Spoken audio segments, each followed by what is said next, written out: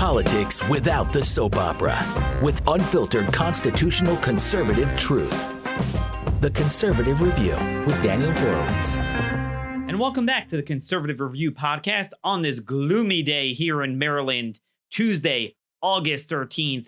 And let me tell you, between the debt, between illegal immigration, between losing the narrative on gun control, the one issue where Republicans won for decades, it is kind of a gloomy time to be a constitutional conservative. But that's why we are an independent voice here. We do not get schlepped along with the narratives of the left, of the pseudo-right, of the phony conservatives.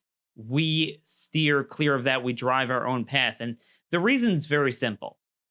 A lot of people make Trump out to be the biggest deal in the world. If you hate him, he's the biggest deal. If you love him, he's the biggest deal. But the truth is, most of what happens in politics was happening before Trump, happens now, and is going to continue long after him. The left continues to win on fiscal, social, security issues, immigration issues, the courts, because we have a distracted movement. What Trump has done is he's militarized the left to mobilize all of their forces as if we are winning major conservative policy battles, but then we don't get the good part of actually pushing for those battles. So we're kind of left in an awkward position where, in my view, the left is really winning on all of the important policy issues, but then, Trump gets activated over some dust up in the media, while meanwhile, our forces are completely distracted, much less outnumbered and outmaneuvered. So today, once again, there's a distraction a day. If yesterday it was Jeffrey Epstein, it still is a little bit. Today, it's Chris Cuomo. And now Trump just tweeted out about him. Oh, man, you're the type of guy we need red flag laws to ban guns. And I'm thinking, all of our guys are like, yeah, Trump, go get him, go get him. And I'm thinking, dude, we're losing on guns. We're losing on the First Amendment, on the Fourth Amendment, on due process. And you appreciate some sort of joke from the president? Look, I enjoy some of his comments, but it's like the icing without a cake. You got to have a cake.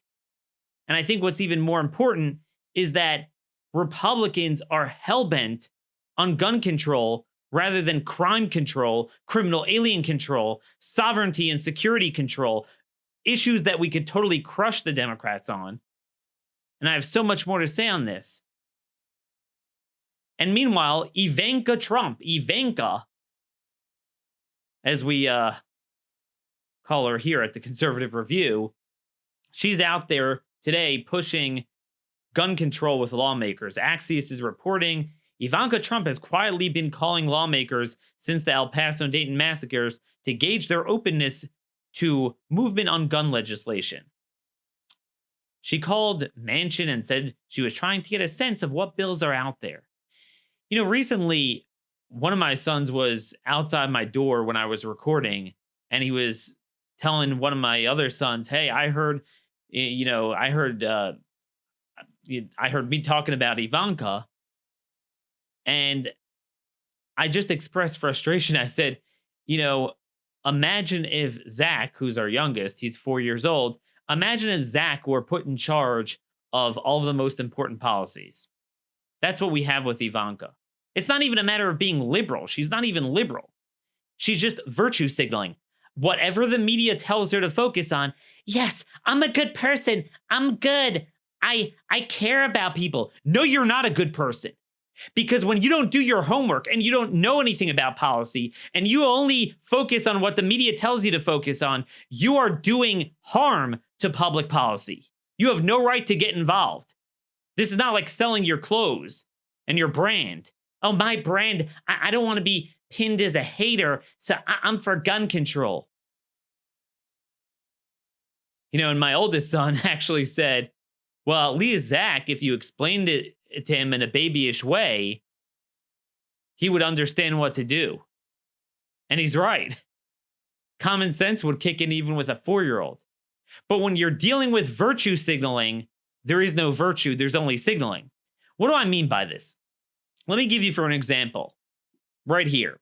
So over the weekend, the Washington Post put out this article. They're so proud of themselves, where they listed all the names and pictures of victims of mass shootings since 1966, a period of almost 54 years, 1,196 victims. And what the left likes to do is take a picture and make that a policy punchline, like as if that creates a certain punchline. So in their David Copperfield-like magic tricks, their illusions, they say, hey, focus on this illusion here. Don't focus on what's in front of you. Focus on there. Here, look at this. Focus on this hand. Focus on this little sliver as if it's the most pressing issue, as if it is blown out of proportion, and therefore to steer your focus to the most important policy issue and our policy outcome. The media feasts not just on the bias of the issues we discuss, but on the bias of the issues that they even focus on, because they don't provide you any context. So that sounds very riveting. Almost 1,200 people, they show the pictures, but any smart person would say, wait a minute. 54 years, and I know, most of them have been more recently, 1,200 victims.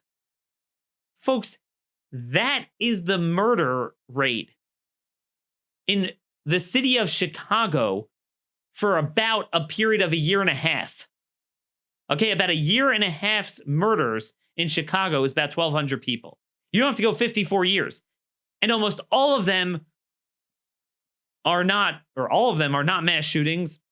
They're not done with rifles, mainly handguns and knives.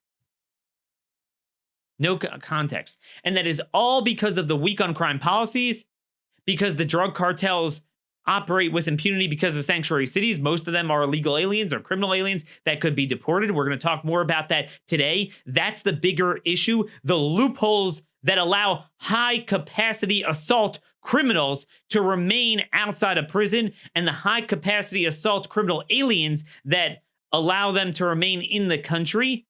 But we don't want to talk about that. But that's the story of Chicago. That's the story of Baltimore. But I want to give you broader context. I looked up the FBI data on the number of homicide victims over that same period of time. Now, they went through 2019. We don't have full homicide data for the last year and a half, just through 2017. So really, I should have went back another 2 years to 1964. But let's crop that out. So I took a period of 1966 to 2017. Do you know, you're not going to hear this anywhere else, there were 928,093 homicide victims over that period of time. Almost a million. That means that 0.001% of victims of homicide victims in this country since 1966 have been the result of mass shootings. So shouldn't we focus from a public policy standpoint on the other 99.999% of murders, when especially knowing that most mass shooters are very hard to vet out, they're first timers, and yet most of the rest of the homicides in this country are absolutely career criminals in this country, often foreign national ones that we can get out of the country.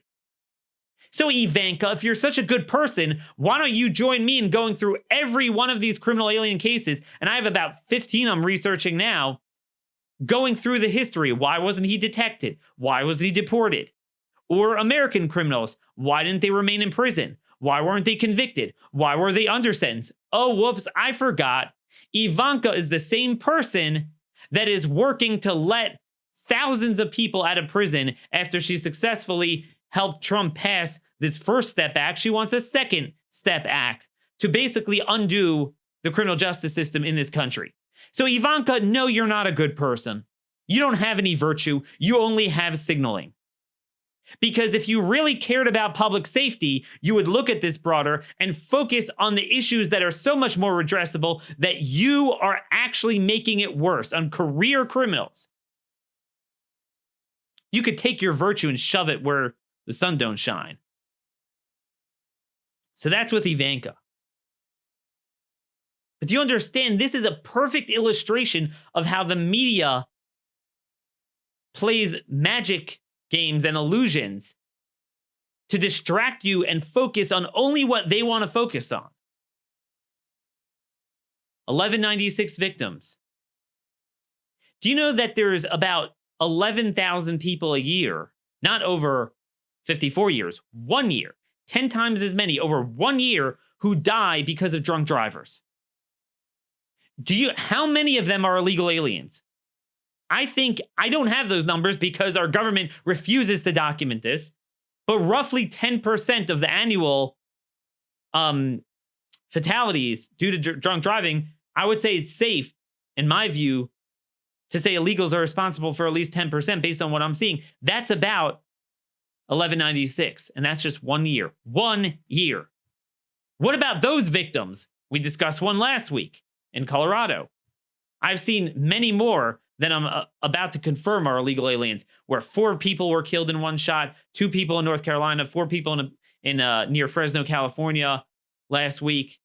Every day, every single day, there are nameless and faceless victims of illegal aliens. And unlike in Ivanka's case, where no gun control law could have prevented any of this, if we would merely enforce our immigration laws and close those loopholes that she doesn't support, their lives could have been saved.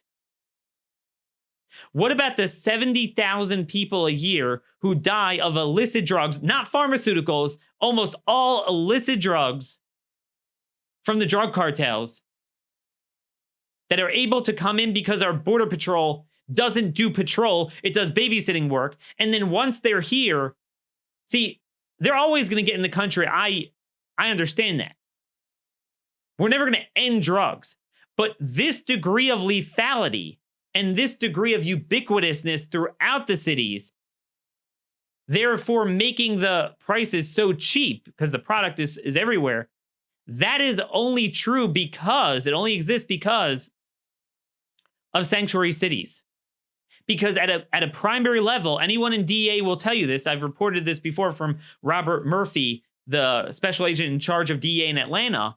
We did an interview with him earlier this year. Hopefully we'll get him on the show one day. That at a primary level, all of the networks are aliens. And we could totally, if we would just deport them all, their networks would be decimated. What happens? The price of drugs would go up. Do you know that Baltimore has the highest level, the highest rate per capita of drug overdoses? So that's the other statistic that you won't hear about Baltimore. You're going to hear a lot about the homicides, where the last couple of years they've had the highest homicide rate per jurisdiction, per 100,000 people. That's how we measure it. They also have the highest drug overdose rate. This is Art Arthur yesterday. Terrific article at Center for Immigration Studies, which is a terrific organization, one of the few around. He has an article, Baltimore is a model for Democrat schizophrenia on immigration. And he goes into noting how Baltimore has the highest rate per capita of drug overdoses. Highest rate. And guess why? The criminal alien networks could operate with impunity. They don't fear anything. They don't fear anyone. This is the story no one's talking about. 70,000 a year. And by the way, ICE catches enough aliens every reoccurring year that are responsible for roughly 2,000 homicides. 1 year, 2,000, double the Washington Post number from 54 years worth of mass shooting victims. We never see the names and faces of those people. And instead, we have loophole after loophole that's now opening up, where places like Baltimore, places like Massachusetts and New York and Washington and Oregon are doing everything they can to ensure these people aren't detected, or if they're legal immigrants with green cards where you need a certain criminal threshold to deport them, they make sure they're not convicted beyond that threshold so they're not deported. There's a whole new scam going on. In Massachusetts, I've spoken to DEA and ICE agents, and they tell me the entirety of the drug problem. And when I say the entirety of the drug problem, I don't mean the existence of any drugs. I mean the last couple years with the cartels flooding things is the result of a Lawrence, Massachusetts. They call it a blank hole, by the way. That's what all of them call it. Starts with an S. And the Dominican gangs, which are all criminal aliens, peddling the drugs for Sinaloa, they say, we know where they are. We could bust them up tomorrow.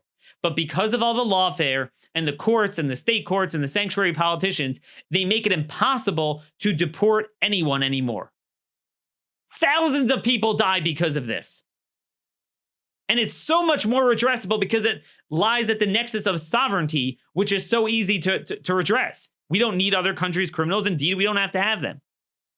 Dan Cadman, Center for Immigration Studies, he's become a friend of mine. Dan was a former ICE agent. And he noted, as part of this growing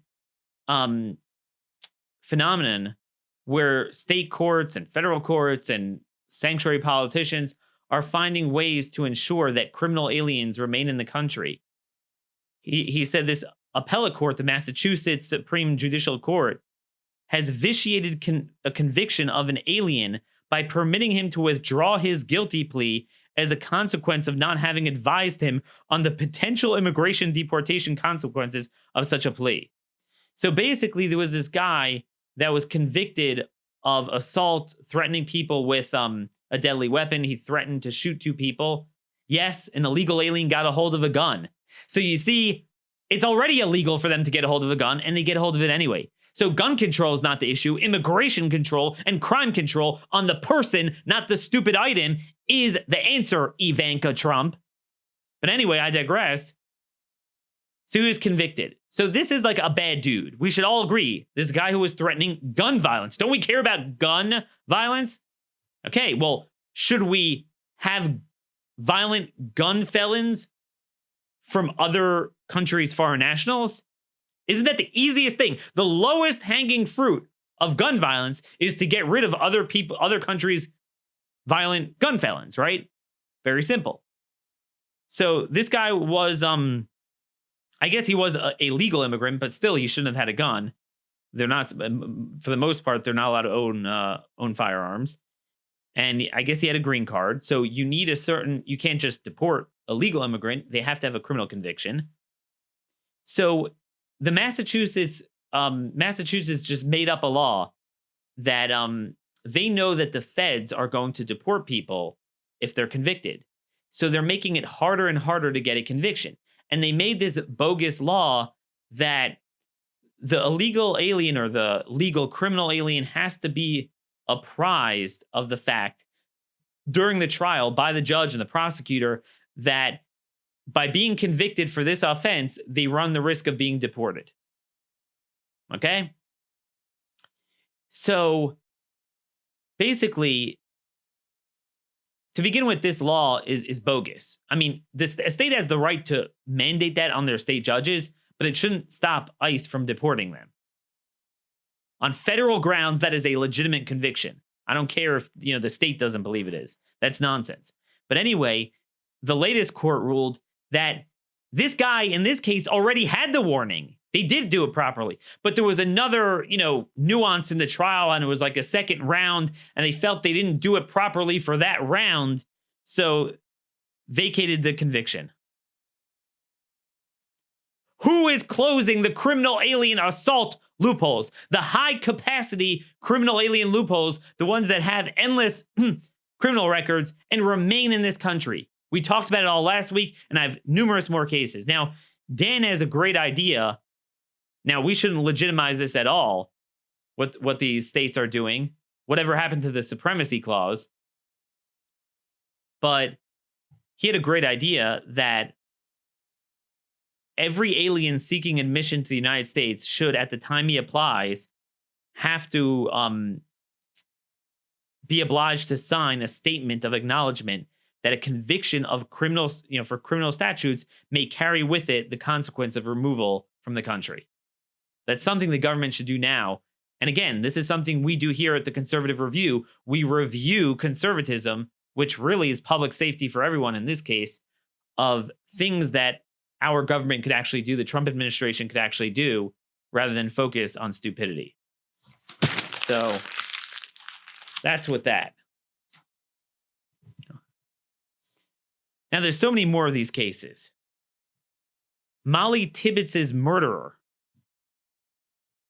If you remember, this was a young girl, a woman in Iowa, college student, I believe, who was butchered and thrown in a landfill by illegal alien Christian Bahena Rivera in Brooklyn, Iowa last year. It's 20-year-old college student Mollie Tibbets. And so now there's a trial. This guy's a illegal alien from Mexico.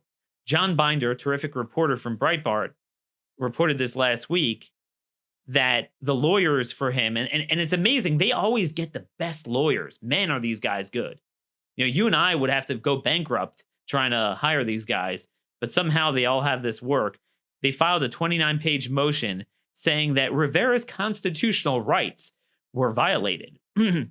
You see that he claims that when the local Iowa police took him in for questioning, they did not make it clear that he could have contacted the Mexican consulate before speaking to law enforcement.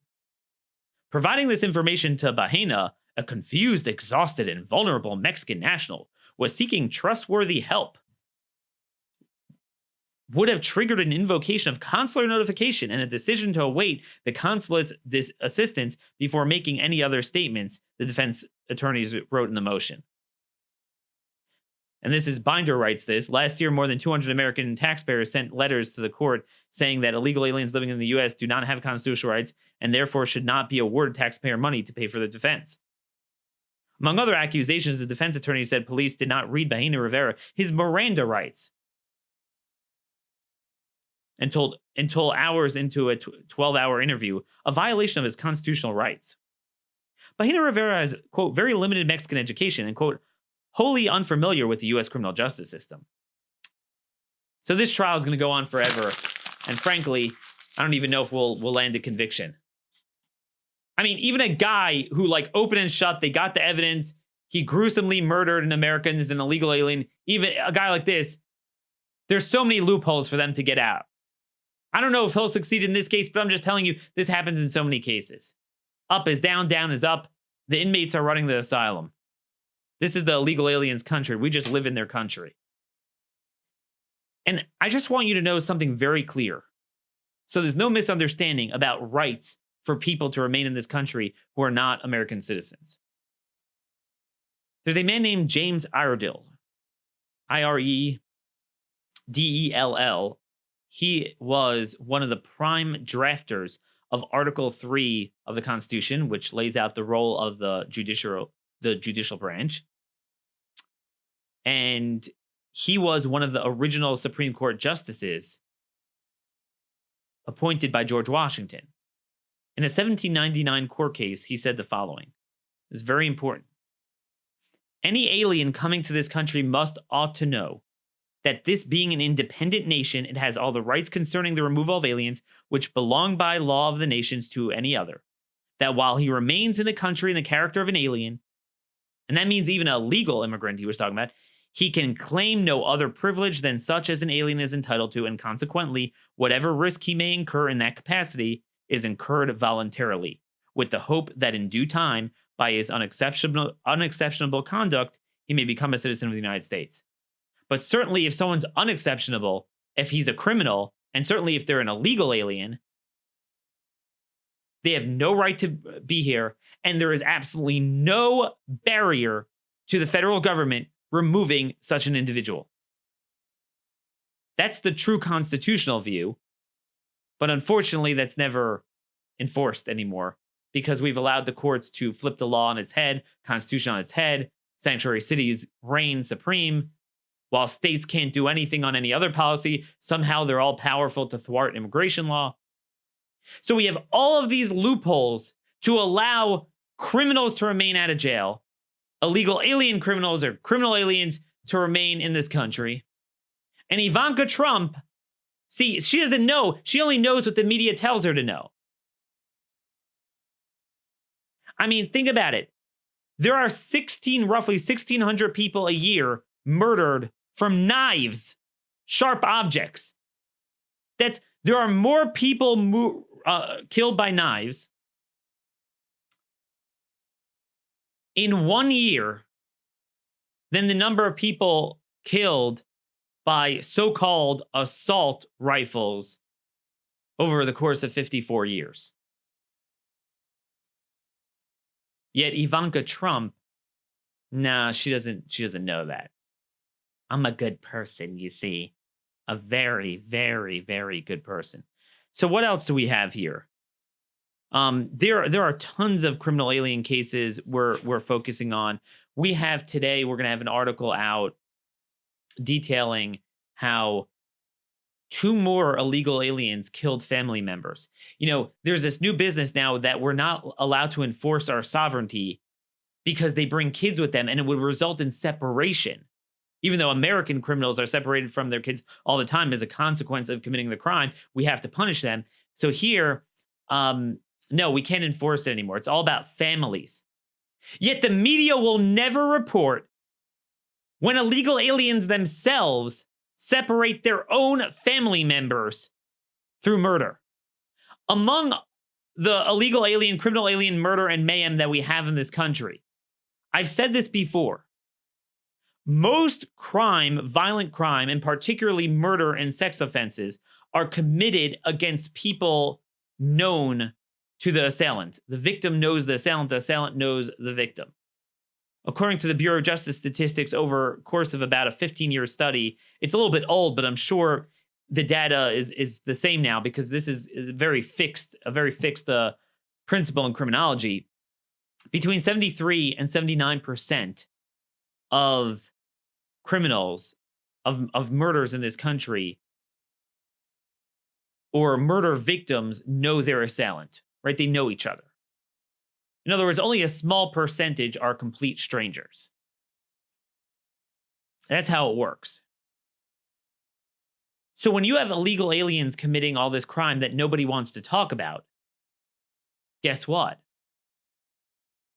A good part of the time, they're going to be murdering other immigrants. If they're Hispanic, it's going to be Hispanic because it's going to be people in their community, legal or illegal.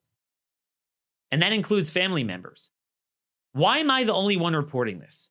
So today I reported on 2 cases, one in Tennessee and one in Washington State, where these are high-profile murders in their local area, but no one in the local media is reporting that those individuals were illegal aliens and there currently are ICE detainers on those individuals. I'm the first person to break that news.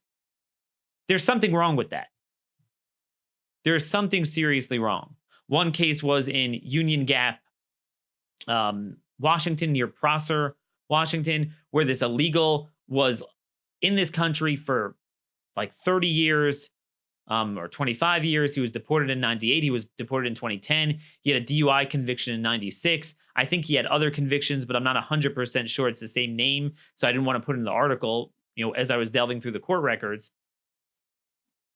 So I got that information from ICE. He was twice deported before.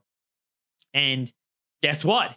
He had a .45 cal and he shot his wife 3 times in the chest and murdered her. This story is such a teachable lesson because this guy's Fuentes Rosas was his name. This guy who was arrested on Sunday,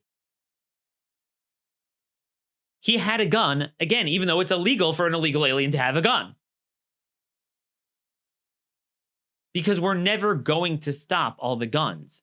But the criminal people we could, especially that are known to law enforcement, which most murders, most homicide victims are the result of a murderer who was known to law enforcement. These mass shootings are the exception to the rule. That's why they're the hardest to deal with. These are the lowest hanging fruits. Why? Well, first of all, if we had border security, a guy like this couldn't couldn't come back into the country.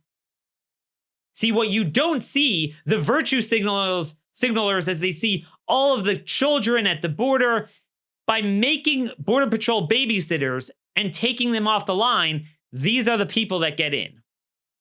Criminals that were deported. Because we have sanctuaries that allow them to remain undetected in the country, this is why they're incentivized to come back. And because they don't turn them over to ICE and they're able to remain undetected, this is how a guy like this could remain for almost 10 years since he was last deported, and he killed another illegal alien. But no one reported his immigration status. Another case in Tennessee. This father and son, who was a legal alien, the father stabbed the son to death. And I don't have much information other than there is an ICE detainer on him and he's a Mexican national. They both worked for a construction company doing highway work in Knoxville, Tennessee. Again, because we haven't, at least until now, been enforcing our employment laws. That's the magnet. Why is no one looking at these? You know what? What if we had elected Republicans in these various states that would take all the cases I focus on and say, wait a minute, let's examine this. How was this allowed to happen? Why wasn't he deported? Why wasn't he detected? How was he able to work? How is it that he had multiple convictions and he wasn't deported? How is it that he was able to come back at the border? All of these loopholes. Every Republican in all of their states should be focused on it. Yet there's not a single Republican, not one who's focusing on any of this. A single one of these cases, high capacity criminal aliens, assault criminal aliens. How do we get more career criminals behind jail, behind bars? Nothing. This is another case put out by CBP. I've lost track of all the sex offenses in Louisiana. I've seen about 10 of them, illegal alien sex offenders, child molesters. U.S. Border Patrol agents assigned to the Baton Rouge station arrested an illegal alien Wednesday afternoon, this is last Wednesday, who is wanted in East Baton Rouge Parish for felony carnal knowledge of a juvenile and forcible rape and being present in the United States illegally. Border Patrol agents responded to a call for assistance August 7th. Basically, upon arriving, the agents encountered the vehicle containing the occupants, two of whom admitted to being illegally present in the United States. The two subjects, both Guatemalan citizens, were taken into custody and transported to the Baton Rouge station for processing. The third occupant presented a valid permanent resident card and was released. So a legal immigrant that we gave a green card to or some sort of valid documentation is involved in with bad people, and of course, he'll be let go. During processing, was revealed that the driver had provided a fraudulent name. He's a 40-year-old who is wanted for rape of a minor.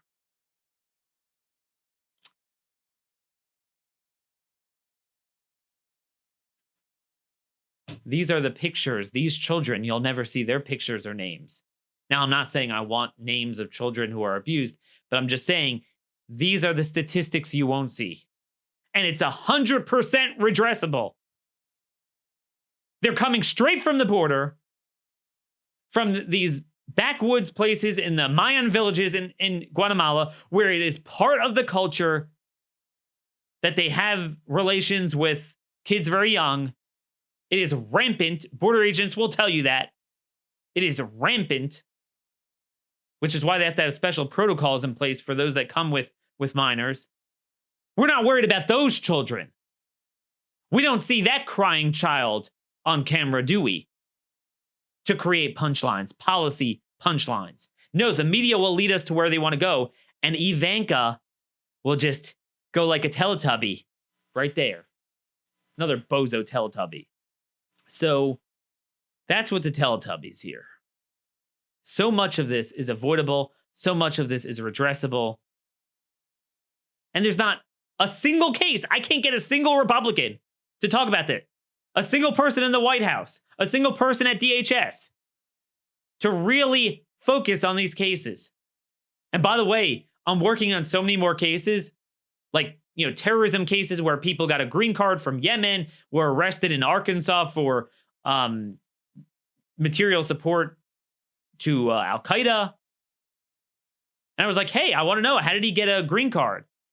Because he also was caught engaging in passport fraud.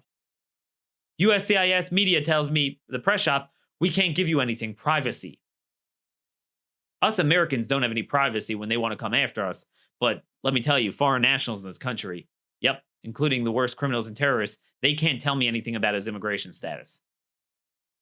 This is under the Trump administration. Again, this is stuff you will not hear anywhere else. But this is the problem. Imagine if every Republican would take his district, his state, and focus on all these cases and go through and investigate and hold field hearings. Even if you're in the minority and you don't control the hearings, take a couple of members and hold a field hearing. Go out somewhere in the country, get some cameras, put it on YouTube. Nope. So we have a one-sided narrative. The left defines morality in this country because they define the data and the information that's getting out. And we have Trump's own daughter giving into it. And of course, so many of my colleagues are scared of losing their access to the president. So rather than giving him the tough love he needs, like, hey, Mr. President, this is not what we voted for. Nobody voted for Ivanka. Instead, they're like, oh, I'm not going after her. I'm scared.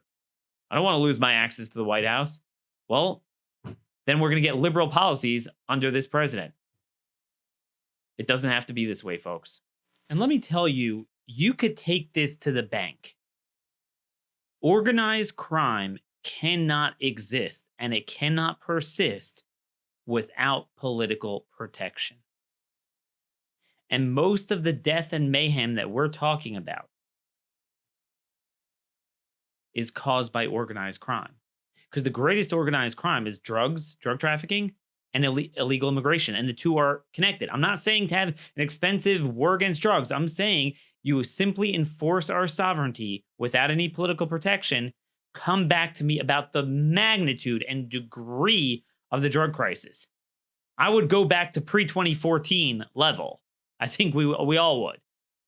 And that's the issue here, friends. That is the issue.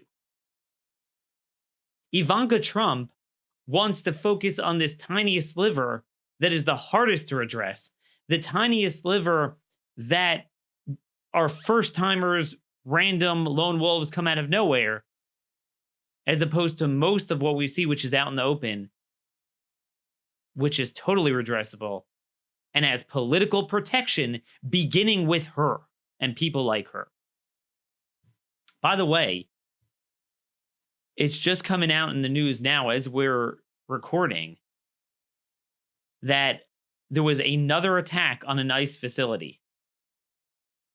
There's someone in custody. San Antonio police arrested someone who evidently tried to shoot or did shoot at an ICE facility in San Antonio or near San Antonio to get the details. And some windows were broken. No one was killed, thankfully. We'll see what this guy has to say. But the first attacker in Washington on an ICE facility, which, by the way, no Republican really made any hay out of that or talked about that, they all cited AOC's rhetoric on ICE being a bunch of Nazis and running concentration camps, which, by the way, was the language that the Dayton shooter used as well. How much do you want to bet that not a single Republican, including a Republican in Texas, will even talk about this? Now, that happens to be in the district of, or near the district, or in the district, I'm not sure exactly where, of Chip Roy. Now, he's currently in Israel on a trip, but I'm sure he'll say something about it, but you could count on it. Nobody will focus on it. And again, then the left runs the narrative. They're the only ones with a narrative, and policies flow from narrative. Narrative flows from dissemination of data and information. There's only one side doing it, and the president's own daughter is joining in with that. You know, now that we're having a show on Ivanka today, through that prism, I want to go through one other important piece of news. We have an article out today on how there's been a 27% increase over last year in the deficit and a 70% increase in the deficit since 2016, Obama's last year. How is that for a positive policy outcome from electing Republicans? Here's some numbers for you. It just came out from the Treasury Department. For the first 10 months of the fiscal year, this was on July. There's 2 more months left of the fiscal year, August and September. So far, outlays have topped $3.73 trillion for this year, nearly $300 billion more than at this time last year. While meanwhile, revenue is up 3%. So for all the talk of the tax cuts creating deficits, revenue is actually up 3%. And yet deficits are still exploding. It's all from spending. All from spending. 26.7% increase in the deficit this year. We're now going to we're probably going to surpass $1 trillion deficit at the end of the year. What we thought we put in the rearview mirror of Obama's first term, that's what we have under Trump, under Republicans. By the way, inflation is growing. Just so you know, inflation is growing by 1.6%, average annually over a 12-month window. So deficit grows by 27%. Inflation is just 1.6%. What is the single biggest driver of that debt? 14.4% increase in Medicaid and Medicare spending. I'm sorry, 14.4% increase in interest on the debt and 12.6% on Medicare. So the single biggest driver of the debt is actually the interest payments on the debt itself.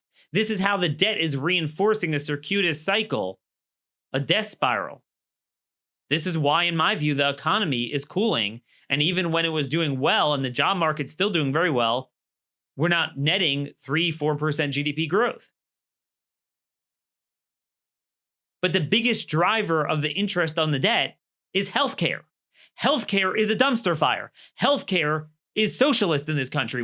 Republicans are like, oh, we have to fight socialist healthcare. You've agreed to socialist healthcare. When I say socialist healthcare, I don't just mean Republicans coming to peace and advocating Obamacare, which they're doing. I mean everything we've been doing, the market distortions, the monopolies we've created, Medicare, Medicaid. It creates a need for it. Medicare and Medicaid, people don't realize in this country, we don't have socialist healthcare. We have what I call venture socialist healthcare, where the government, through market distortions, subsidies, regulations, the tax code, and Medicare and Medicaid, create artificial monopolies of this insurance health conglomerate cartel to price fix consumers into oblivion. So we have no control over it like we do in other areas of the marketplace. I'm going to give you an amazing statistic. In 1960, as a nation, we spent $27 billion on healthcare. In today's money, adjusted for inflation, that would be $250 billion. That's what we should be spending, $250 billion, if this would be 1960, just adjusted for inflation. Now we spend over $3.3 trillion as a nation, and more than half of that is government spending. More than half of that is government spending. Government is continuing this death spiral of spending, monopolization, price inflation, which in turn creates more need to spend. The more you subsidize and give a monopoly to the insurance cartel, the more they got you. They have control over you, and they're going to continue upping the prices. That creates a bigger need for subsidization, on and on. That's where we are today. And that's why now we are at $22.3 trillion in debt. $2.4 trillion more than when Trump took office, and $8.3 trillion more than when Republicans first won back Congress in 2011 in the era of the Tea Party, when we thought that $14 trillion in debt was unconscionable, and now we're at $22.3 trillion. And what that has done is it's created a scenario where the interest payments are so steep now, that's the fastest growing part of our debt. How does this relate back to Ivanka? Okay. So all these numbers that we read to you are from this year. It doesn't factor in the future with the debt deal they just created to have an unlimited debt ceiling suspension for 2 years and a $321 billion busting of the budget caps. So this is going to get much worse next year. Next year is going to blow out this year. So people need to realize that it doesn't have to be this way. Just because they wrote a bill busting the budget caps doesn't mean they have to write an actual appropriation bill agreeing to the busting. Meaning now that they passed that law, they abolished the budget cap. So they're not constrained by it, but they don't have to spend it. So they still have to pass another spending bill in September. Shouldn't we fight for this? So Trump's Office of Management and Budget, which is run by conservatives, but no one in the West Wing listens to them, they're trying to write a rescission bill to claw back wasteful spending. So listen to this from rollcall.com. White House foreign aid cuts spare Ivanka and Pence favorite programs. Funding to support global health programs, promote women's economic development, and protect Christians and other religious minorities, that's the latter is Pence's thing, abroad from persecution would be exempt from the package of cuts of foreign aid that the White House is developing. Ivanka Trump, the president's daughter and advisor, yeah, very, very much an expert, real advisor, spearheaded creation of the Women's Global Development and Prosperity Initiative, which announced its first round of grants last month, totaling $27 million. So now we have to spend money on a global women's initiative for other countries when we're in debt, and that's untouchable.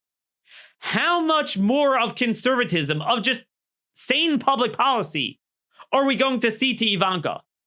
But daddy, I need open borders. But daddy, I need jailbreak of criminals being let out of jail. But daddy, I need gun control. But daddy, I need spending on my pet liberal projects. No, we didn't vote for this. And it's time for these cowards in the so-called conservative movement to stand up to her and stop worrying about their access to the White House and say, Mr. President, you are ruining your own mandate. There's no reason for this. God bless you for being close with your family. That's a beautiful thing. All of us are close with family members. We all have members of the family that don't share our views on politics or have a different worldview than us. That's fine. You can get along with them, but you can't make them your top advisor to supersede the policy advice of the people that represent the base who voted for you. That is the message the president needs to take to heart. That is the tough love all of us need to give to him. Till tomorrow, thank you all for listening. You could always send me feedback at dhorowitz@blazemedia.com. Tweet me at rmconservative. God bless you all.